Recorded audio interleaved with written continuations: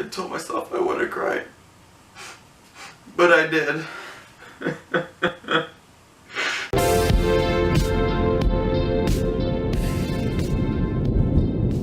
Me Before You stars Emilia Clarke and Sam Claflin about a young girl who loses her job and she seeks out another job, and she takes this job working for a man who got into a motorcycle accident and he is paralyzed from like the chest down. He can't use his hands, can't use his legs. And she goes and meets the guy who she works for, Will Trainer, and he's very mean to her. His life is just sitting in his room and he's very depressed. And her job is pretty much to just make him happy. And throughout the months that she's working for him, they start to build this relationship, a friendship, and she wants to give him the best life that she can.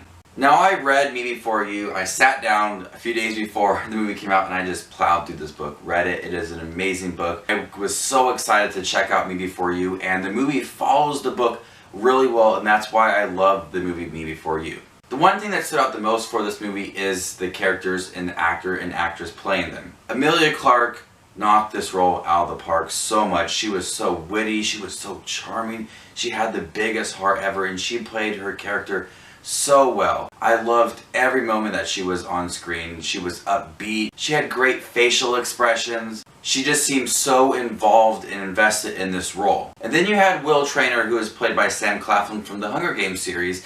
In the beginning, he was a bit cross with her, he was a bit depressed, and then he slowly started to feel for her and was excited to see her, and he played his character so well too. There was that great character development from someone who's really depressed, and it was excited to see Emilia Clarke, or her character Louisa Clarke, throughout the day. It was so charming to watch both of these actors on screen because they really had such great chemistry. And the plot and the story had a great development towards it too. It was something that we were invested in and cared for, because this young man who was paralyzed didn't really want to do anything. He was depressed, and then you had this young girl come in and really start to change his mind about life, and his attitude as a whole just completely shifted and made the whole movie shift too. Because in the beginning of the movie, the way that the story is told, you really don't like this character, Will Trainer. You just really despise him and how he treats this young girl.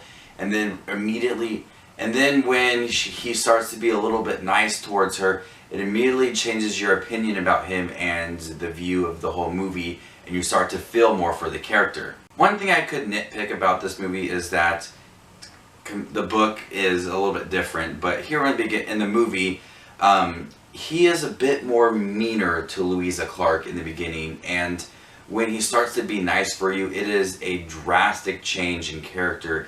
And I think in the beginning of Me Before You, they didn't have Will Trainer be a little more cross or a little more mean to Louisa Clarke as I was hoping for. I mean, I don't want anybody to be rude to anybody, but it made for the character development much more smoother and sweeter. But in the movie, we didn't get much of that. There was a few scenes, but when he was being nice, it just didn't have that impact as I did in reading the book.